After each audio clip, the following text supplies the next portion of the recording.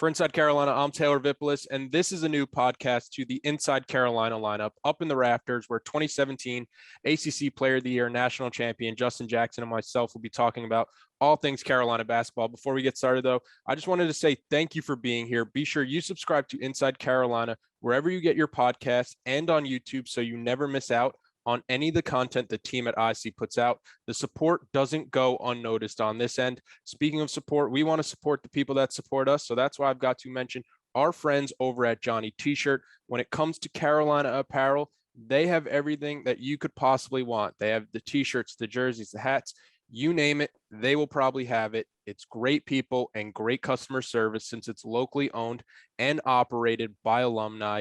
You could visit them in person on Franklin Street if you're going to be in Chapel Hill, or online at johnnytshirt.com. And don't forget, Inside Carolina premium subscribers save 10% off their orders. All right, it's up in the Rafters. As always, I'm joined by my guy, Justin Jackson. And Justin, we're going into the second weekend of the NCAA Tournament, and the North Carolina Tar Heels are still playing basketball. UNC first beats Marquette in the biggest blowout in a matchup of 8-9 seeds in tournament history, with UNC winning by 32. Then in what has to be the game of the tournament through the first two rounds, UNC beats the defending national champions and one seed in the South region, Baylor, where UNC goes up by 25. Brady Manick gets ejected. Caleb Love fouls out. The Bears storm all the way back to force overtime, and UNC, almost improbably, I think, to a lot of the fan base, wins in overtime without those two guys playing. How would you begin to put that game into words from your perspective? Yeah, I mean, I was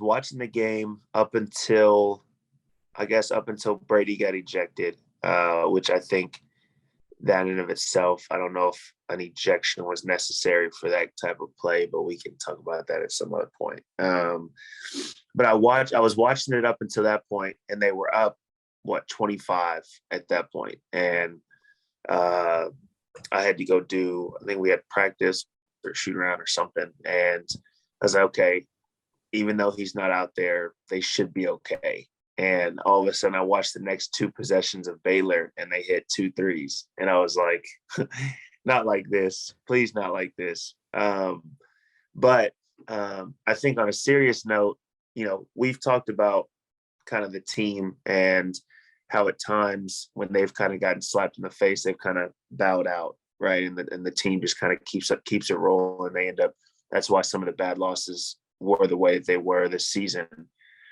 But to see them in overtime without those two guys, to still be able to make plays down the stretch and still be able to come out with a win like that against, at the end of the day, one of the best teams in the country. I think that's one of those games where you can take that momentum and continue it, into the next round, which is the Sweet 16. So I was obviously happy to see them win, but it was also very impressive that even though they gave up that type of loss or that type of lead, that they were able to still, buckle down and come out with that win.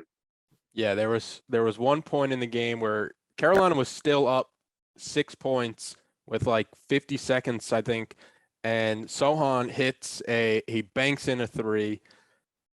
Baylor has to foul. Armando Bacot misses both free throws. Baylor comes down with like 20 seconds. RJ Davis fouls, I think it was Kinjo maybe, for an and one layup. They make the free throw. We're going overtime. And I just remember thinking in my head, like, this is not a win. I mean, if you lose this game as a program, you may never recover from. Yeah. I'm not going to lie. You give up a 25-point lead and have to go into overtime. That overtime usually doesn't turn out on your side. So I think that's obviously, you don't ever want a game to go that way, right? But I think that's why it's so impressive that they were able to end up winning by 7 or something like that. Yeah, something like that.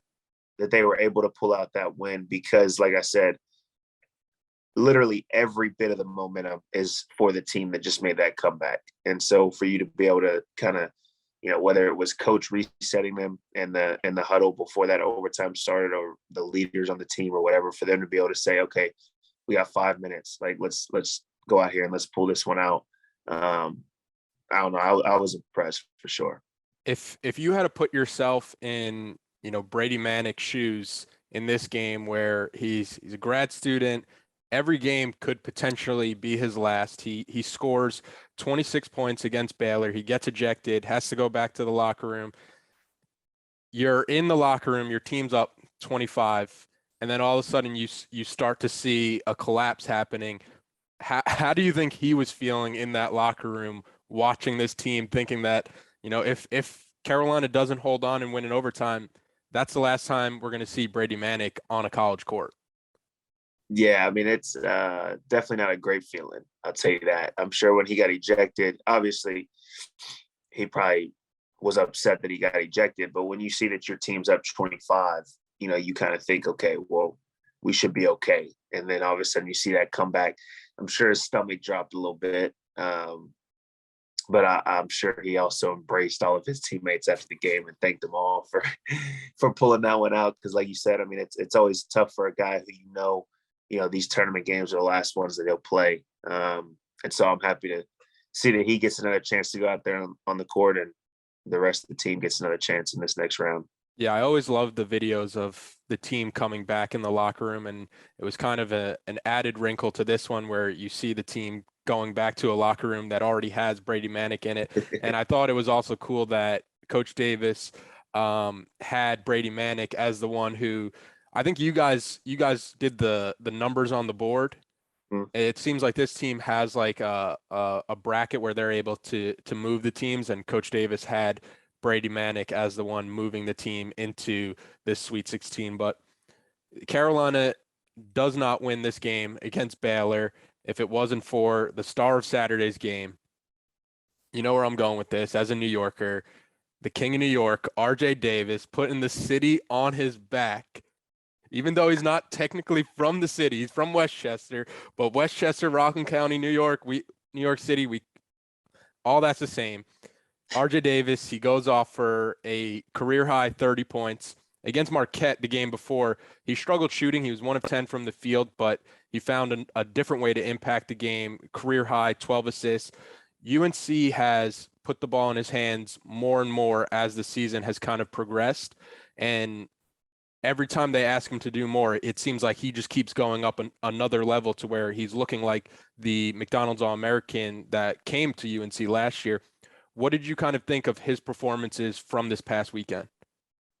Yeah, I mean, I figured going into the game that he was going to have a little bit better game than he did against Marquette. Like you said, it was.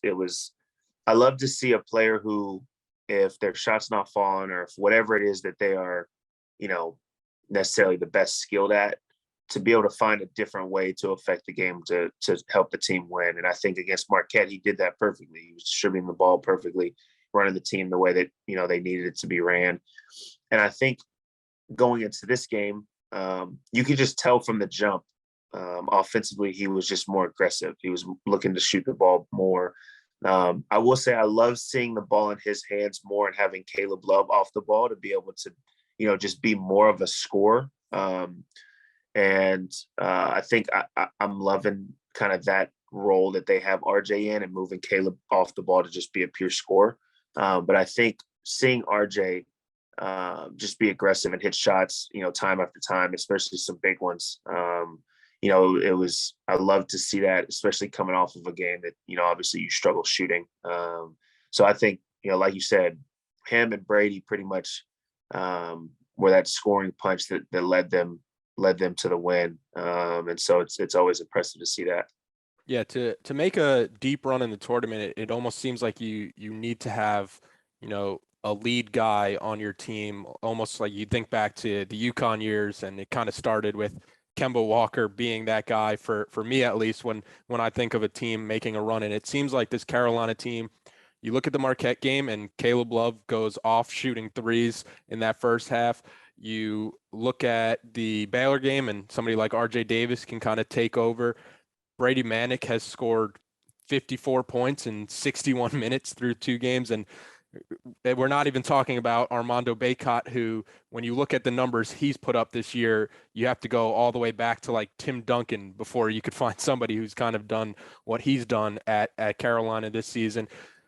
When you look at Manek, 28 points against Marquette, 26 points against Baylor, how perfect of a complement is he to what Coach Davis wants to do, and then pairing him with somebody like Armando Bacot? He's a tough matchup for a lot of the four men that are guarding him, and the way that Coach Davis has their offense running, he's involved in a lot of screening, a lot of popping, and a lot of bigs in college aren't used to, okay, I have to guard the ball screen and then I have to get back out to a shooter, right? So it's whenever you see that, I mean, it just causes problems for the defense. And so, and obviously he's shooting lights out too, so that always helps as well. But I think that's the biggest thing is when you play him at the four, offensively, guys that are playing him in college aren't used to guarding guys like him, and I think his IQ and the ability for him to like make reads and find the open spots, I think that's what causes problems. And then you have guys like RJ and Caleb who are able to find them. And that just opens it up more for Armando down low.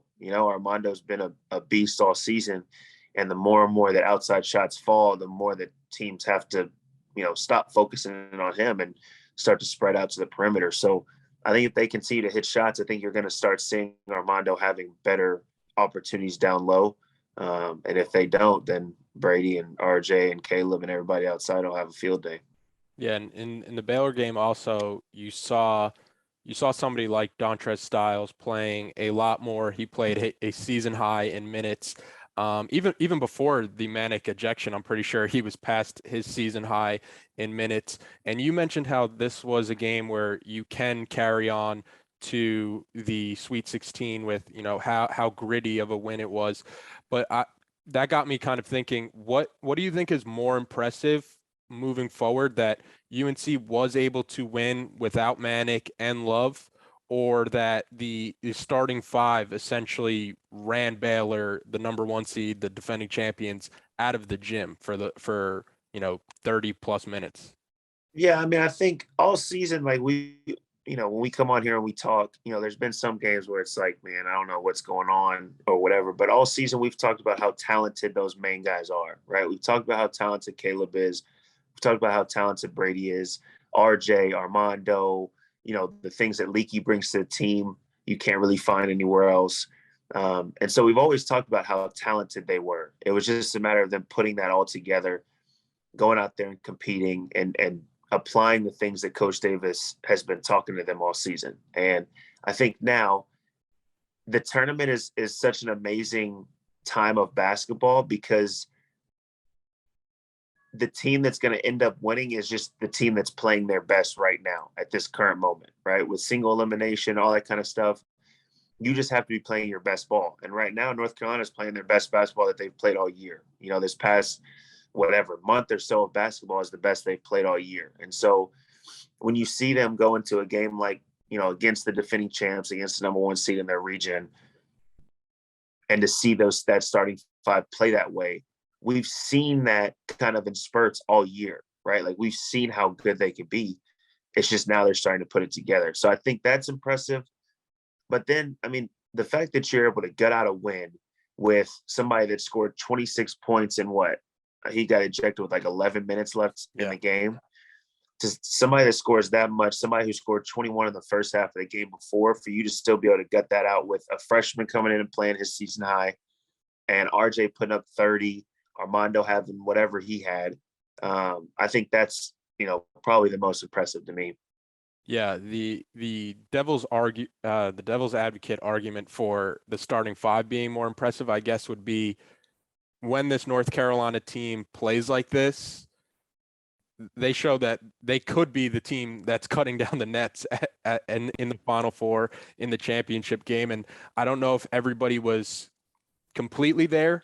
I think they showed it in that Duke game, and they showed it in the Michigan game when this team's really at their best, that they can go toe to toe with anybody. But like you've mentioned, the past month and a half, the analytics and the metrics all say that this starting five for Carolina can go toe to toe with anybody in the country. And then I think you saw it on Saturday kind of all come together where they were running Baylor out of the gym. And you mentioned how this team is playing their best ball come March. And your teams at Carolina, you guys were always known for that. I feel like that was a staple for a Roy Williams coach team. What do you think the key is to be able to hit your peak this time of the year? Honestly, I think it's just the preparation that you have. I mean, it's hard going into, for this particular team, it's hard going into a season where you've got a lot of guys transferring in. Yeah, you've got guys trying to mesh together. You've got guys trying to find their role. The bench is trying to figure out, who might be key contributors off the bench. And then you have a brand new coach and Coach Davis, that's coming in. Obviously, everybody wants to put a ton of pressure on him, but just being a new coach, to these guys, a new head coach, a different role, that's different. So you start out the season trying to figure out, okay, who's going to be my main players, who's going to be the guys that, come to play for me every single night. You've got guys on the court trying to figure out, okay, where guys like the ball, where they like to, make plays, whatever. And so as you continue throughout the season, the coach, for me, it was obviously Coach Williams. Obviously now it's Coach Davis. Their main job is just to continue to try to get them to get better, continue to try to get them to play together, compete together, be ready to go every single game as a team. And so I think that's kind of what you're seeing. Obviously, Coach Williams did an amazing job while I was in school and even before that of kind of progressively getting everybody ready for the tournament season. And I think that's what Coach Davis did, even though there was some bumps in the road and, you had some losses that you didn't want. At the end of the day, that's wiped away. And now it's like, okay, we're playing our best ball now. Let's keep on going. Let's keep on playing together. Let's keep on competing. And so I think it's a testament to how good of a job Coach Davis has done, how good, the players have responded to his coaching. You have that survive and advance mentality. Carolina moves on from Fort Worth to Philadelphia now for a game against UCLA on Friday. Does the second weekend feel any different than the first when you do get down to 16 teams? Is there more pressure? Is there less pressure? How are you kind of feeling once you get there? To be honest, I didn't feel a much different pressure from the first or the second round. I think once you get to the last weekend is whenever you really start feeling different. But at the end of the day, you made it to the Sweet 16, right? Sweet 16, you're trying to make it to the Elite Eight, trying to make it to the Final Four. So I think if you allow it, there's always going to be some sort of pressure. But I think if they keep on taking the same approach as far as, okay, this is just another game, right? Like UCLA is a good team. We got to prepare for them, but we're going to go in here and play like it's any other game. We're going to play as hard as we can. And do everything that we've been doing for the last, like we've been saying, the last month and a half or so, then I think hopefully they can just go out there and just play their game. So hopefully they can do that and not allow the pressures of being in the Sweet 16 and all that kind of stuff kind of hit them. It's crazy that we've gotten to this point where we're talking about Carolina going to the Sweet 16 where we were earlier in the season. And we'll see how Carolina does. We're going to take a quick ad break. And then when we get back, we have a special guest joining us. You'll see who it is once we pop in, but you'll probably already see the title on Spotify. So I'm already just wasting my breath talking right now. Quick ad break. Joining us now on the podcast, we have the head coach of the North Carolina Tar Heels, who has led the UNC to the Sweet 16 in his first season. Coach Davis, appreciate you hopping on here, talking with us and chopping it up with us today. I know you're excited to see somebody like Justin, and that kind of leads perfectly into my first question, where you have current and former players that when they talk about this team after success, one of the first things they always say is that they're so happy for you specifically. What does that kind of mean for you as a coach to see that kind of impact you've had on your players?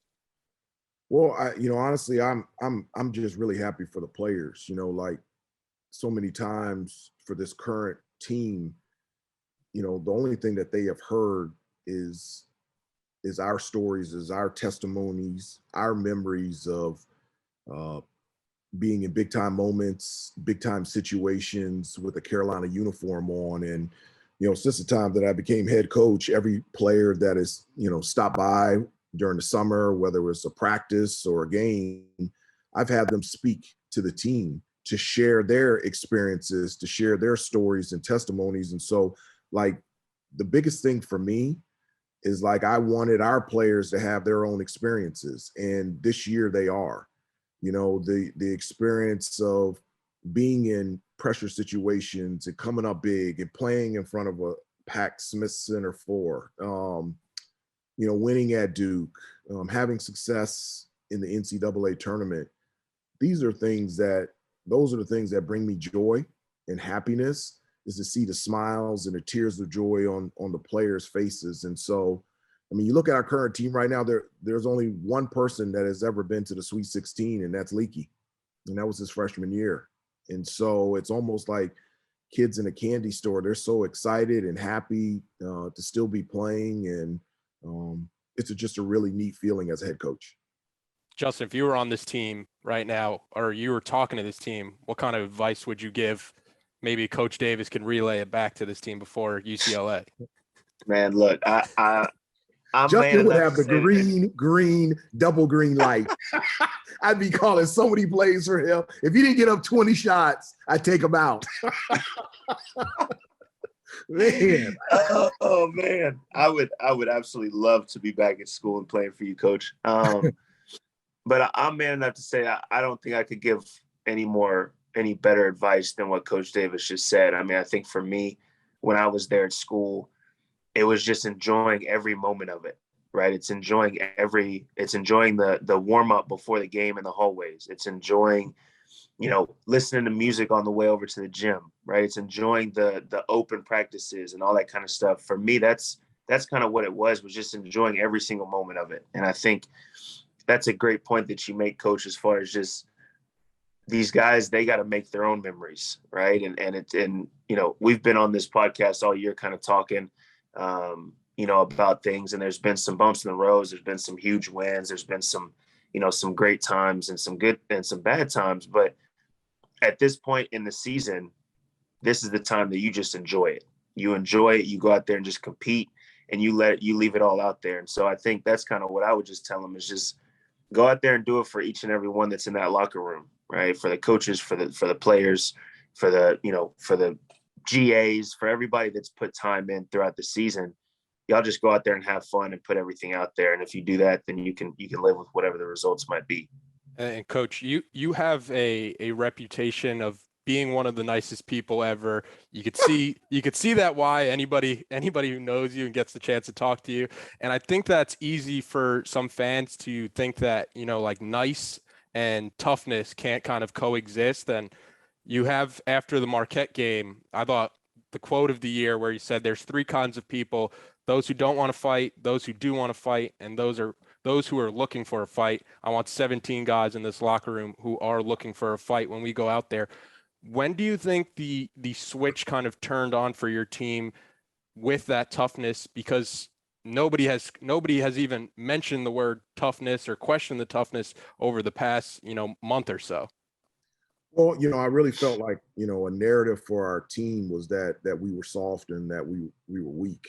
And I said that the only way that you can change that narrative is that, you're going to have to display a sense of toughness and a will and a want to out there on the floor. And you're going to have to demand that.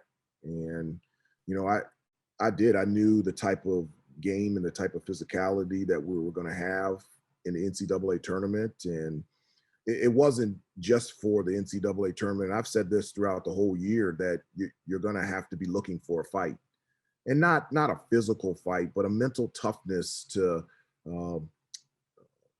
give everything that you have on loose balls, to give everything that you have on box outs and sprinting the offense and setting in solid and legal screens and coming off screens and knocking down free throws and having that toughness out there on the floor, irregardless of calls, irregardless of whether the shots go in or not, that you're staying focused on task and understanding what you have to do in order to put yourself in a position to be successful.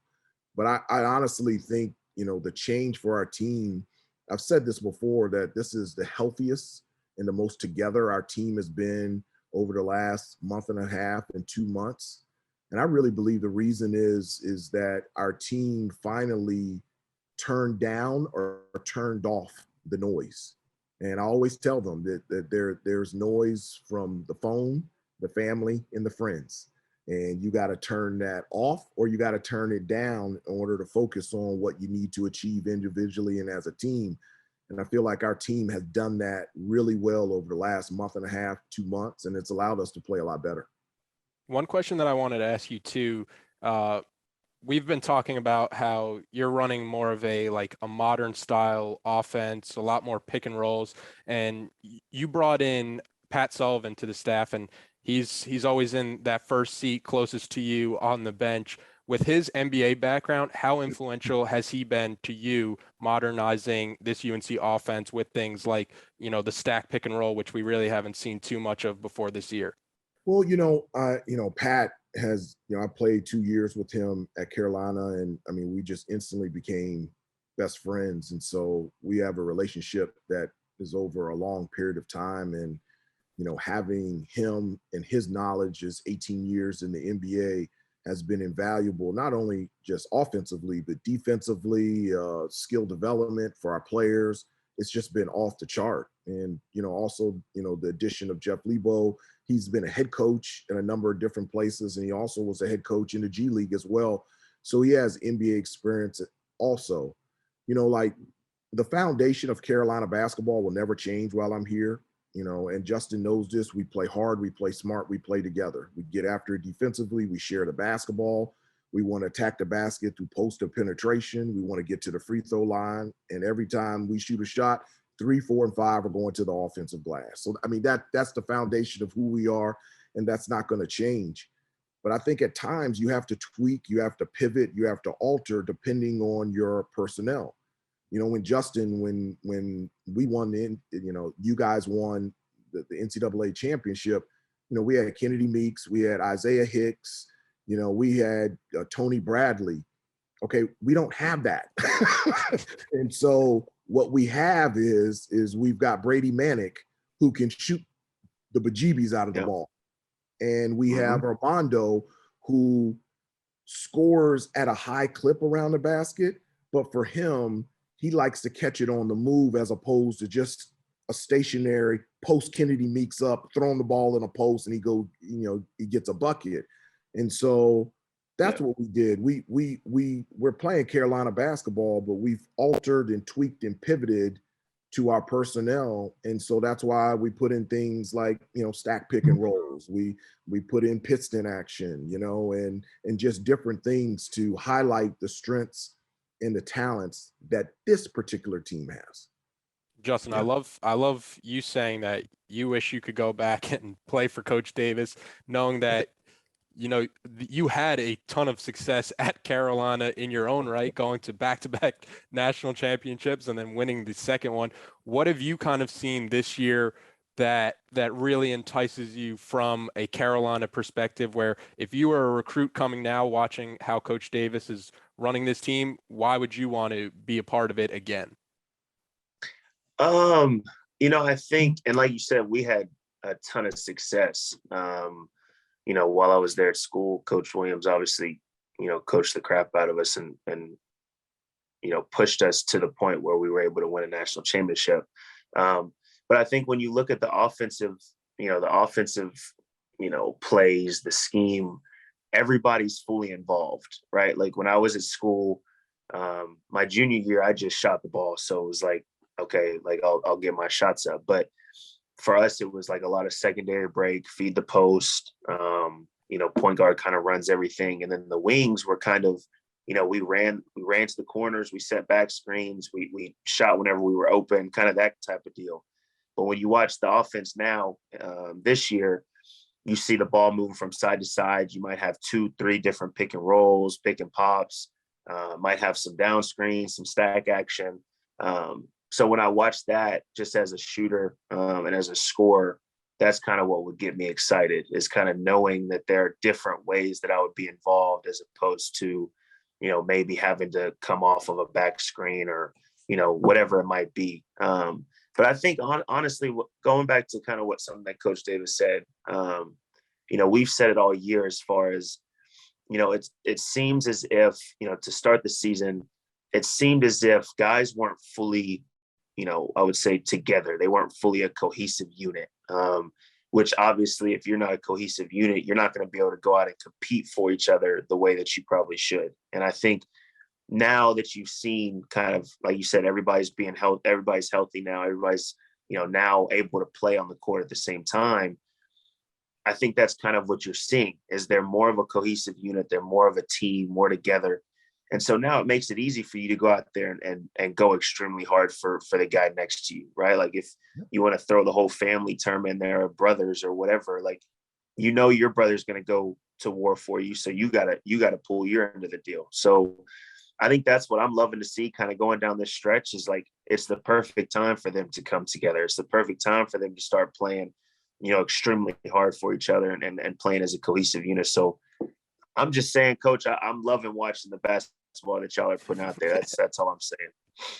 And yeah, go ahead, Coach. No, it is. It's been a lot of fun, but it's been fun the entire season. It's all these guys. I'm so thankful and appreciative because they took a chance and trusted me, and me, being the first year as head coach, this group gave me a chance and gave me an opportunity. And I always tell them that's the foundation of who I am. Everything that I've been able to experience is because somebody has given me an opportunity and a chance. And I'm just so thankful that our guys are getting a chance to continue to play in the NCAA tournament.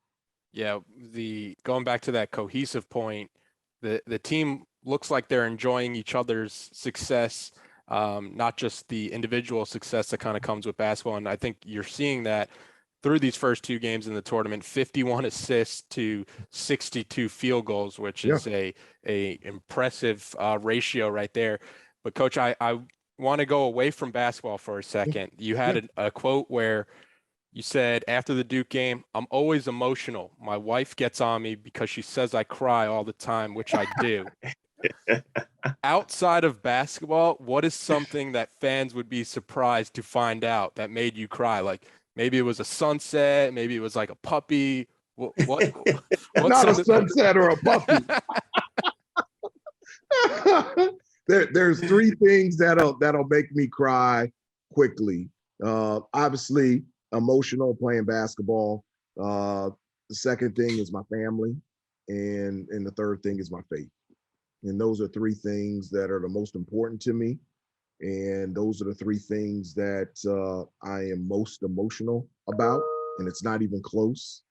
And those are the three things that'll bring me to tears very quickly. And I tell them that. I said, I like emotion because that means that it means something to you. It means that you care. And so when the guys are emotional out there on the floor, I actually like that because that means, okay, now this means something to you. And when you play with emotion, when you live your life, your faith with emotion, when you love your family with emotion, then I just feel like you're in a good spot. That's a great answer. I was more looking for like maybe a Notebook type movie, but what I do like the Notebook. I do. That doesn't bring me to tears, but I do like the Notebook. I do like the Notebook. I have one last question before we let you get out of here and focus on UCLA. You have a lot bigger things that you have to be doing. I'm a New York guy. Justin knows that I annoy Justin about New York. My biggest identity is being a New Yorker. Okay. I love New York. Yeah, I was actually born March 1st, 1994. You guys didn't lose that entire month. That was the start. That was the start of like a 14, 15 game winning streak. And it's kind of all been downhill from there as a Knick fan. But I love RJ Davis. I love watching him. He kind of brings that New York toughness to the court. He's been a player that has benefited from you implementing the more pick and rolls into the offense. He's taken a huge leap this year as a sophomore, but over the past month, it seems like he's gone up even to another level. Where have you seen him grow as the guy who is initiating the offense? Yeah, he's been great all season. It's major difference between his freshman year and this year being his sophomore year. It's funny. There's always a big difference between your freshman and sophomore year because of your maturity. But, for RJ, he's always been a knockdown shooter. But I think I would say 3 areas that he's gotten a lot better at this season. One, finishing at the rim. He's doing that much better. And, he's not a very tall point guard, but he's been very crafty about finishing around the basket. The second thing is I think his defense has improved a lot. He's been a guy that can pick up full court, keep his man in front of him, and really hard for opposing point guards to get into their offense. And then the last thing is he has a great understanding of when to pass and when to shoot. You talked about the assists, the 51, assists in the 2 games in the NCAA tournament. He had 12 of them. Like, this is who RJ is. Against Marquette, he had 12 assists and 1 turnover. And then in Baylor, he has 30 points. And so now you have a guard that he can play on and off the ball. He understands when to pass, when to shoot. He can get everybody involved. And if you leave him open, he's a great 3-point shooter. And he's just an unbelievable teammate. And you talked about his, him being from New York. He brings that, that city toughness that I love. And, when I played at Carolina, we always had 2 or 3 guys from the New York, New Jersey area. And I just felt like they brought that type of toughness to our team. And RJ definitely does that for us. I was going to say, you're doing a great job your first year as head coach, getting UNC to the Sweet 16.